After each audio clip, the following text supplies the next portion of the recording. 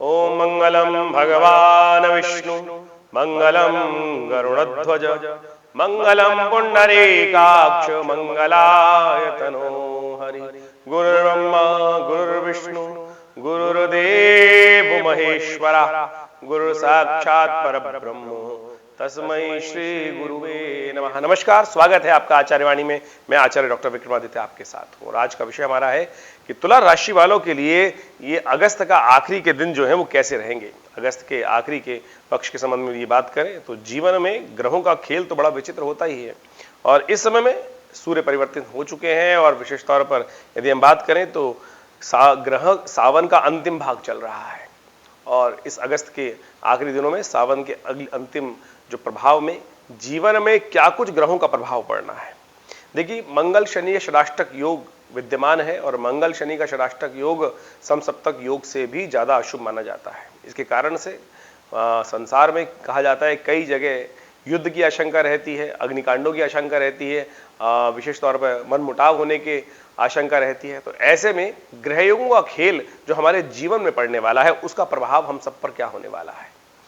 सबसे पहले हम बात कर लेते हैं 21 अगस्त की। तो 21 अगस्त का पंचांग विशेष तौर पे समझ लीजिए क्या कह रहा है। 21 अगस्त का दिन बहुत ही शुभ है, सोमवार का अवसर है और सावन का सोमवार चल रहा है। शुद्ध सावन का शुक्ल पक्ष की जो विशेष तौर पर पंचमी तिथि है, जिसको नाग पंचमी के रूप में भी कई जगह पूजा जाता है और साथ साथ उस दिन ग्रहों का परिवर्तन भी होने के योग चल रहे हैं। सुबह का समय ग्रहों के दृष्टिकोण से थोड़ा सा भारी दिखाई देता है और जैसे जैसे दिन चढ़ेगा चंद्रमा परिवर्तन की तरफ जाएंगे। शाम को 5:33 पर चंद्रमा तुला राशि पर आएंगे, आपकी राशि पर पदार्पण करेंगे तो शाम में अच्छा सा परिवर्तन, पॉजिटिव समाचार, कुछ अच्छा समाचार मिलने के योग दिखाई देते हैं। सावन का सोमवार है और सावन का तीसरा सोमवार है, बहुत शुभ है, भगवान शंकर की उपासना करने का दिन है और विशेष तौर पे सावन का सोमवार जब पड़ जाता है तो कहा जाता है समस्त कष्टों को निवारण करने का शुभ योग बन जाता है। ऐसे में हो सके तो यथाउचित भाव से भगवान शंकर का अभिषेक करें, दूध से, जल से, किसी भी प्रकार से भगवान को प्रसन्न करने के लिए।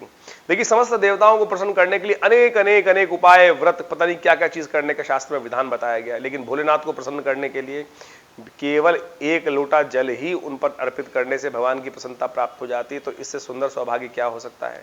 हमने विवेकानंद योगाश्रम में दिल्ली में जमुनापार अपने आश्रम में बहुत विशाल रुद्राभिषेक का कार्यक्रम रखा है सावन के सोमवार के अवसर पर। वैसे तो नित्य पूरे 60 दिन से रुद्राभिषेक कार्यक्रम चल ही रहा है, पूरे सावन के अधिक मास को मिलाकर पूरे जो 60 दिन का अवसर रहा उसमें सावन के सोमवार पर विशेष तौर पर बड़ा कार्यक्रम रहेगा और दूध से, जल से, रुद्राष्टध्यायी के द्वारा, विभिन्न औषधियों से, इच्छुरस से, सब प्रकार से भगवान का सुंदर अभिषेक रहेगा। आप भी उसमें सम्मिलित हो सकते हैं, अपने नाम से कुछ आहुतियां भगवान के समर्पित करने का सुंदर प्रयास करें। इस कार्यक्रम में सम्मिलित होने के लिए, अपने नाम से रुद्राभिषेक कराने के लिए नीचे फोन नंबर चल रहे हैं, उन पर संपर्क साध सकते हैं। मां अम्बे करेंगी कल्याण। हम बात कर लेते हैं 22 तारीख की। 22 अगस्त को ग्रहों का योग दिखाता है कि सावन के शुक्ल पक्ष की षष्ठी तिथि है, मंगलवार का अवसर है और ग्रहों का परिवर्तन हो चुका है और ग्रहों का परिवर्तन आपके लिए ओवरऑल अच्छा दिखाई देता है। कुछ पॉजिटिव समाचार आपके लिए प्राप्त होने के योग दिखाई देते हैं। आगे बढ़ने का आपको प्रयास करना चाहिए। एक बड़ा विशेष योग आपकी राशि के अनुसार से बनता दिखाई दे रहा है।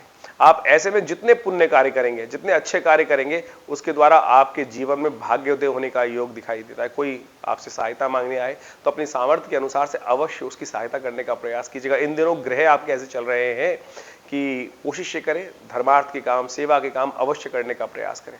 जितनी सेवा का काम करोगे उससे ज्यादा आपको लाभ, पुण्य प्राप्त होने के योग बन रहे हैं इस वक्त। जैसा दुर्योधन की कुंडली में एक योग था ना, भगवान कृष्ण को पता था और किसी को पता नहीं था। कहा जाता है कि महाभारत काल में से पहले जब दुर्योधन वहां पर राजसूय यज्ञ में, युधिष्ठिर के राजसूय यज्ञ में उपस्थित हुए तो भगवान ने दुर्योधन को कोषाध्यक्ष बना दिया। सब लोग बड़े परेशान हुए कि भगवान क्या कर रहे हैं आप, दुर्योधन तो सारा राज्य का कोष ही लुटा देगा। भगवान को पता था ये रहस्य क्या था। दुर्योधन के हाथ में एक विशेष तौर पे चिन्ह था कि जितना वो दान करता था उससे कई गुना अधिक उसका दानकोष बढ़ जाता था। खुद तो अपने पैसे को दान करता नहीं था, लेकिन जब युधिष्ठिर के राजसूय यज्ञ में उसको यह सुअवसर प्राप्त हुआ तो उसने कहा अरे वाह, इन्होंने तो खुद लुटने के लिए व्यवस्था बना दी और भगवान तो क्या कर दिए हैं, बोले मैं सब कुछ लुटा दूंगा। और उसने दान करना शुरू किया। कहा जाता है कि यथेच्छ भाव से दान किया और भगवान ने जब आशीर्वाद प्रदान किया तो उनका कोषागार, पांडवों का कोषागार इतना हो गया कि जितना दान किया था उससे 200 गुना अधिक लाभ प्राप्त हो गया। तो आपकी कुंडली में भी इस प्रकार ऐसा योग बना हुआ है इस वक्त कि जितना दान करोगे उससे कई गुना अधिक लाभ प्राप्ति के योग बन सकते हैं। तो अवश्य इस वक्त मैं ये नहीं कह रहा कि आप दुर्योधन की तरह काम करने का प्रयास करें, लेकिन यथेच्छ भाव से कोई जरूरतमंद आए तो उसकी अवश्य यदि सुयोग आपको प्राप्त हो जाए तो अवश्य पीछे मत हटिएगा, दान पुण्य करने का प्रयास कीजिएगा। इस वक्त ग्रह जब तक मंगल आपका यहाँ चल रहे हैं कन्या राशि में, तब तक आप अवश्य इस काम को करने का प्रयास कीजिए, लाभ के योग बनेंगे। तो आगे बढ़ते हैं। और एक बहुत विशेष बात, इस दिन 22 तारीख को अगस्त को मंगलवार पंचषष्ठी के दिन विशेष तौर पर कल की भगवान की जयंती का अवसर भी है। तो कहा जाता है कलयुग में जो अवतार होने वाले हैं, अभी तो बहुत लाखों वर्ष है उनके अवतार होने में, लेकिन उनकी जयंती शास्त्र में भविष्य पुराण के अनुसार से पहले ही बता दी गई कि इस दिन भगवान का अवतरण होगा। तो उनके निमित्त भी ओम नमो नारायणाय इस मंत्र का यथाउचित भाव से जप करने का प्रयास करें, कल्याण के योग बनेंगे। 23 तारीख की हम बात कर लेते हैं। 23 अगस्त को ग्रहों का योग दिखाता है कि सावन के शुक्ल पक्ष की सप्तमी तिथि है, बुधवार है, और ग्रहों का योग आपके बड़े अनुकूल बना हुआ है। आगे बढ़ने के अवसर आपको प्राप्त होंगे। आपको आगे बढ़ने के लिए यथोचित भाव से प्रयास करना चाहिए। ऐसे में गजकेसरी योग आपकी राशि के अनुसार से इस वक्त विद्यमान है और जो साफ साफ दिखाता है कि धन के लाभ के अच्छे सुमार्ग आपको प्राप्त हो सकते हैं। परिवर्तन के योग चल रहे हैं ग्रहों के अनुसार से, और आपको थोड़े से आप कामत्व की तरफ ज्यादा प्रेरित होते दिखाई दे, थोड़े भोगी ज्यादा बनते दिखाई दे रहे। कोई दिक्कत नहीं, भोग विलास जीवन में चलते रहते हैं। धन आए तो उस पर अवश्य भोग विलास पे खर्च भी करना चाहिए, उसमें शास्त्र में कहीं निषेध नहीं है। और कोई मूर्खी होंगे जो भोग विलास पर धन खर्च करने में कुताही समझते हैं। शास्त्र आज्ञा देता है कि आपको अपने निमित्त भोग विलास में, अपने धन उपार्जन में धन का उपयोग अवश्य करना चाहिए। जो भ्रांति करते हैं कि भोग विलास कोई दिक्कत है, नहीं, भाग्य से है, आपकी कुंडली में योग बने हुए हैं, अच्छे खासे आगे बढ़ने के योग बनते दिखाई दे रहे हैं। आपको आगे बढ़ने का प्रयास करना चाहिए। इस दिन शीतला सप्तमी है, माँ दुर्गा के निमित्त कोशिश करें। कई बार स्किन डिसीज हो जाती है ना, तो उनके निमित्त माँ भगवती की पूजा करने से समस्त प्रकार के कल्याण के योग बन जाते हैं। ऐसे में एक उपाय कर सकते हैं आप, कष्टों को दूर करने के लिए किसी देवालय में झाड़ू का दान करके आइए, देखिए कल्याण के योग बनेंगे, कष्ट दूर होगा, मां अम्बे करेंगी कल्याण। हम 24 तारीख की बात कर लेते हैं। 24 अगस्त के दिन बृहस्पतिवार का अवसर है, अष्टमी उस दिन तिथि है सावन के शुक्ल पक्ष की, और ग्रहों का योग परिवर्तन की तरफ जा रहा है। इस दिन दो ग्रहों का परिवर्तन दिखाई देता है। चंद्रमा पहले ही परिवर्तन हो की तरफ जा चुके हैं, वृश्चिक राशि में चल रहे हैं, थोड़े शीर्ण है आपके लिए, थोड़े कमजोर है, मनोमस्तिष्क में थोड़ी सी नेगेटिव प्रभाव उत्पन्न हो सकता है। कोशिश करें माता जी का आशीर्वाद लेने का प्रयास करें, अपनी माँ का विशेष तौर पे आशीर्वाद लें, खीर का दान करें, खीर का सेवन करें, दूध का दान करें, चावल का दान करें। ये सारी चीजें आपकी शक्ति को इम्प्रूव करेंगी बहुत बढ़िया तरीके से, और ये सब चीजें आपको इंप्रूवमेंट की तरफ ले जाएंगी। मन में थोड़ा सा हल्का सा उदासीनता की तरफ भाव हो सकता है, लेकिन कोशिश करें। एक उपाय हम आपको बता रहे हैं। आज एक बहुत सुंदर योग है और एक ग्रह का परिवर्तन और भी हो रहा है। इस दिन बुध भी वक्री हो जाएंगे। बुध जो सिंह राशि में चल रहे हैं वो विशेष तौर पे वक्री होकर योग बनाएंगे, और ऐसे में बुध का वक्री होना थोड़ा सा कष्टमय हो सकता है। थोड़ी सी आपकी मैनेजिंग चीजों को करने में थोड़ी दिक्कत आने के योग बन सकते हैं, तो उसके लिए थोड़ा उपाय कर लीजिएगा। उपाय हम आपको बता रहे हैं। आज दुर्गा अष्टमी तो है ही है, लेकिन दूर्वा अष्टमी भी है। वैसे तो शास्त्र में कहा जाता है कि भगवती दुर्गा को दूर्वा नहीं चढ़ती, घास नहीं चढ़ती, लेकिन इस विशेष दिवस पर मां भगवती को दूर्वा के 2 अंकुर अवश्य चढ़ाने का प्रयास कीजिए। इससे आपके बुध ग्रह को ठीक करने में अद्भुत रूप से लाभ प्राप्त होगा। एक बात का और ध्यान रखिएगा, इस दिन विशेष तौर पर एक भद्रा है, सर्वार्थ सिद्ध योग भी कई लोग कहेंगे विद्यमान है, लेकिन भद्रा शास्त्रा चल रही है जो 3:27 तक चलेगी दोपहर को। तो इसलिए ऐसा ध्यान रखिएगा, जो 3:27 तक का समय है उसमें कोई नया कार्य आरंभ करना थोड़ा कष्ट में हो सकता है, तो उससे बचते हुए कार्य करने का प्रयास कीजिए। उसके बाद आप कोई नया कार्य आरंभ करना चाहें तो कर सकते हैं, उसका लाभ आपको प्राप्त हो सकता है। वहीं 25 तारीख की यदि हम बात करें तो शुक्रवार का अवसर है, सावन की शुक्ल पक्ष की 9वीं तिथि विद्यमान है, और ग्रहों का योग दिखाता है कि इस दिन गंडमूल नक्षत्र विद्यमान रहेंगे। 25 और 26 दोनों तिथियों को विशेष तौर पे ये गंडमूल नक्षत्र विद्यमान है। इस दिन विशाखा और अनुराधा और ज्येष्ठा नाम के नक्षत्र विद्यमान रहेंगे। इस दिन विशेष तौर पर ध्यान ये रखने का प्रयास कीजिए आप कि जो बच्चे जन्म लेंगे, जातक जन्म लेंगे, उनके निमित्त आपको विशेष तौर पर उनकी मूल शांति अवश्य कराने का प्रयास करना चाहिए। ये थोड़े भारी हो सकते हैं बच्चे, इसलिए हम आपको विशेष तौर पर बता ही देते हैं कि आपकी राशि संबंध में ये बात का ध्यान रखना चाहिए। कई बार कोई नया जन्म लेने वाला जातक होता है और पता नहीं चलता है, उसको बाद में पता चलता है कि मूल शांति करानी थी।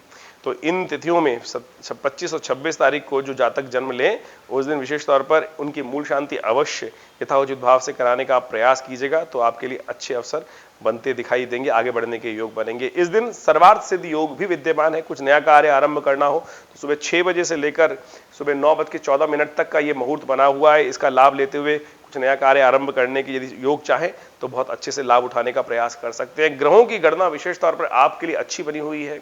थोड़ा मन में थोड़ा संकोच भाव रह सकता है, लेकिन संकोच को त्यागिए, माता जी का आशीर्वाद लीजिए। आपकी माँ का आशीर्वाद आपके लिए बड़ा कल्याण का योग बनाने वाला है, तो अपनी माँ का आशीर्वाद लेकर आप लग जाइए काम पर। देखिए बहुत सुंदर तरीके से आगे बढ़ने के अवसर बनेंगे। थोड़े खर्चे बढ़ने के योग दिखाई देते हैं, थोड़ा खर्चों को कंट्रोल करने का आपको प्रयास करना चाहिए, तो आपके लिए सब शुभ रहेगा। बात कर लेते हैं, अब आगे बढ़ते हैं और 26 तारीख की ग्रह गणनाओं को समझते हुए दशमी तिथि सावन की शुक्ल पक्ष की और शनिवार का अवसर, ग्रहों का परिवर्तन होने का योग है। जन्मा परिवर्तन होकर धनु राशि में जाएंगे सुबह 8:40 पर, और ये आपके लिए बड़ा शुभ पराक्रम का, अदम्य उत्साह बढ़ाने का योग बनाएंगे और जीवन में कल्याण का मार्ग प्रशस्त कर सकते हैं। आगे बढ़ने के लिए आपको यथाउचित भाव से प्रयास करना चाहिए। आपके मित्रों की सहायता से धन लाभ होने के योग बनते हैं। कोई नया व्यक्ति का सहयोग आपको प्राप्त हो सकता है, तो इस मामले में ग्रह बड़े सुंदर बने हुए। लेकिन एक बात का ध्यान रखिएगा, कुछ लोग आपके समय को व्यर्थ बर्बाद करने के रास्ते भी सच सकते हैं, तो इसलिए कोशिश है कि समय शुभ है, समय आपके लिए बड़ा आगे बढ़ने का बना हुआ है। ऐसे में बेकार के कामों से आपको बचते हुए अपने कामों में थोड़ा सा ज्यादा अपने आप को लगाने का प्रयास करना चाहिए, ये शुभ रहेगा। भगवान शिव की आराधना आपके लिए बड़ी कल्याणकारी रहेगी। इस वक्त ग्रह गणना आपके लिए दिखा रही है, और कोशिश करें, सावन का महीना चल रहा है, शनिवार का अवसर है, तो तिल के द्वारा भगवान का अभिषेक करें, ये आपके लिए बड़ा कल्याणकारी रहेगा। और पूरे सावन के महीने में आपको हम पुनः बता दें, विवेकानंद योगाश्रम में बड़ा उत्सव चल रहा है हमारे यहाँ।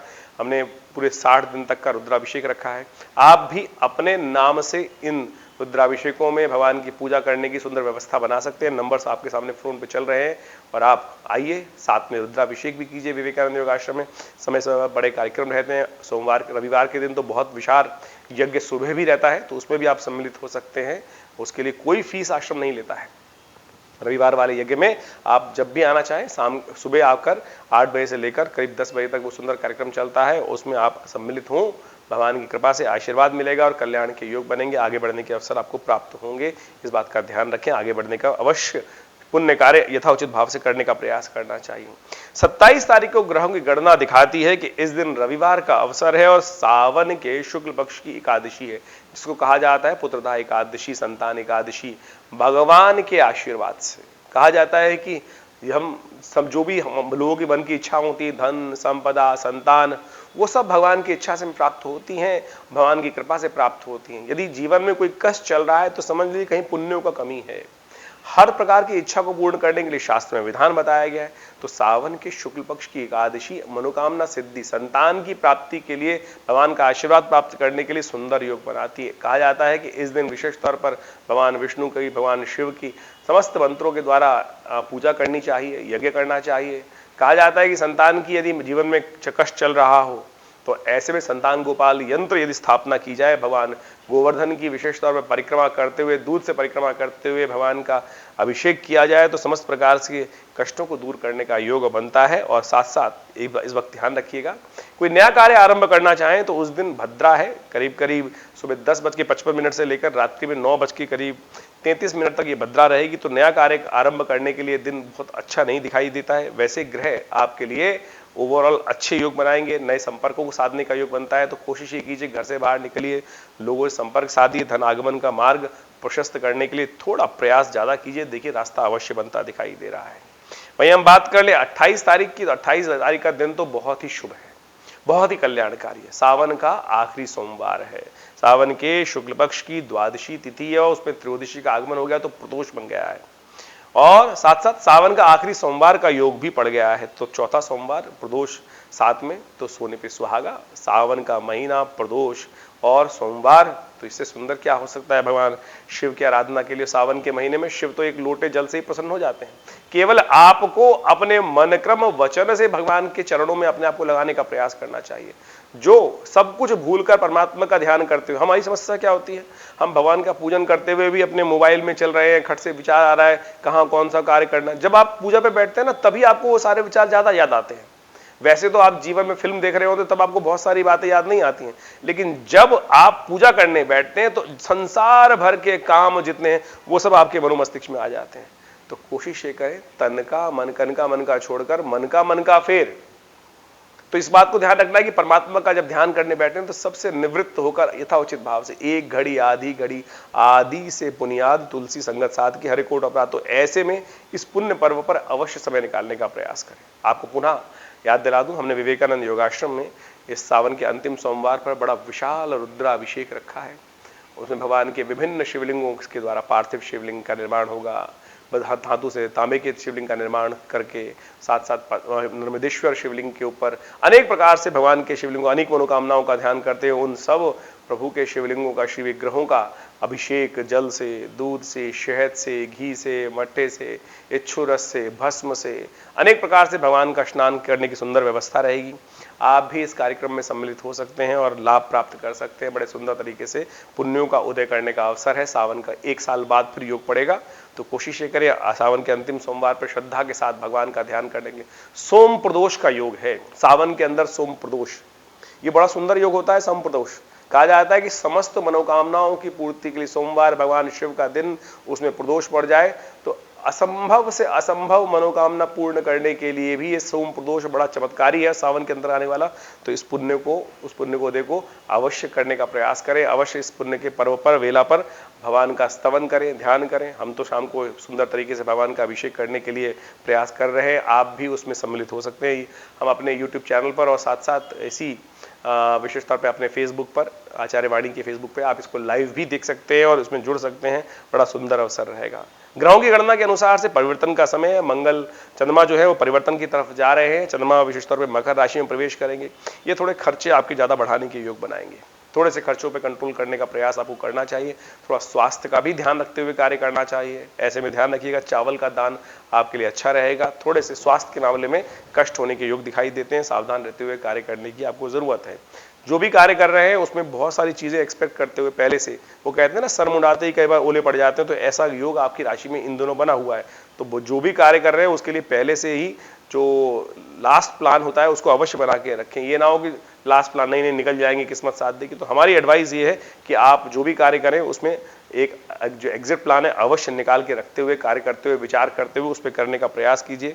ये आपके लिए बहुत आवश्यक है। अब हम बात कर लेते हैं 29 तारीख की, 29 अगस्त की।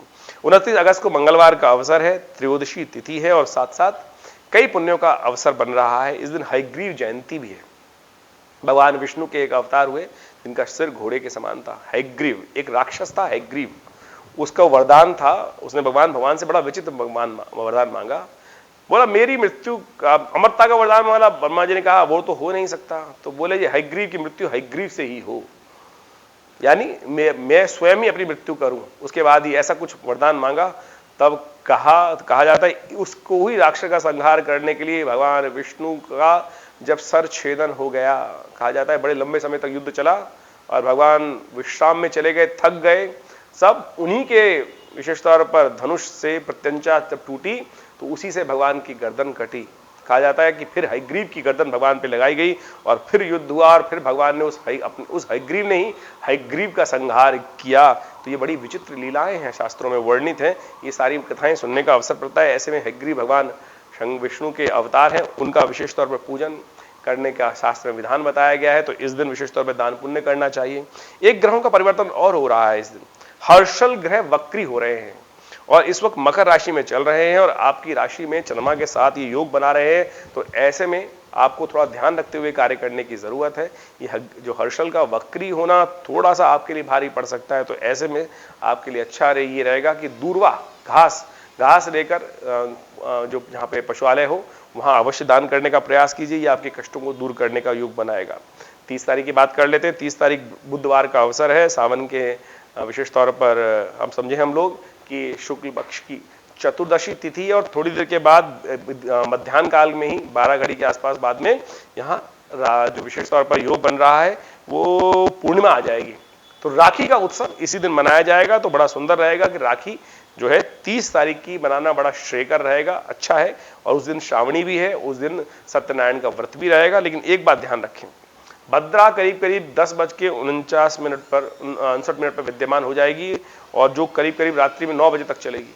तो उससे पहले पहले 11 बजे से पहले पहले राखी का उत्सव शांत बड़ी श्रद्धा के साथ आप मनाएं, वो बड़ा सुंदर रहेगा। श्रावणी कर्म भी इस बात को ध्यान रखना चाहिए, ब्राह्मण इत्यादि जिसमें उपाकर्म करते हैं और जनेऊ इत्यादि परिवर्तन करते हैं, सप्तऋषि पूजन करते हैं, वो समय जो रहेगा वो विशेष तौर पर रहेगा करीब करीब 11 बजे से पहले पहले ही। तो इन समस्त कर्मों को आप करने का प्रयास कीजिए। पूर्णिमा अगले दिन रहेगी। तो इस प्रकार से हमारे यहाँ भारतीय संस्कृति में राखी का उत्सव बड़ा सुंदर कहा गया है।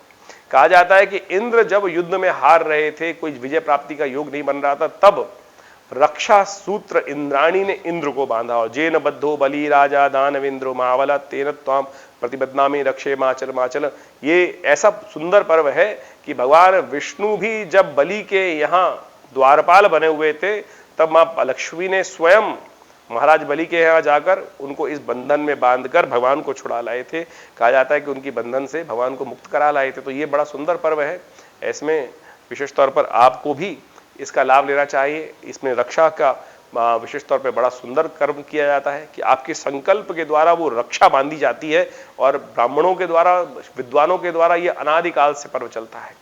ये तो केवल आज की तारीख में भाई बहनों का पर्व ही मान लिया गया है, लेकिन अनादिकाल से रक्षा कोई भी किसको बांध सकता है। संकल्प है, आप स्वयं संकल्प अपने पुण्यों को, सत्यनिष्ठ को संकल्प लेकर अपने प्रिय के प्रति उस बंधन के अपनी मंत्र से, अपने संकल्प से उसकी रक्षा के दायित्व का निर्वाह करते हैं। तो ये सुंदर पर्व भारतीय संस्कृति में अनादिकाल से मनाया जाता है। तो इसको बड़े सुंदर तरीके से आप मनाने का प्रयास कीजिए, तो कल्याण होगा, आनंद का भाव बनेगा। ग्रहों का योगायोग आपके लिए बड़ा शुभ है और आगे बढ़ने का अवसर दे रहा है। ग्रह चंद्रमा जो है कुंभ राशि में जा रहे हैं, विजय के योग दे रहे हैं, परिवर्तन का योग दे रहे हैं, कल्याणकारी योग बनाएंगे। वहीं 31 तारीख की यदि हम बात करें तो बृहस्पतिवार का अवसर है।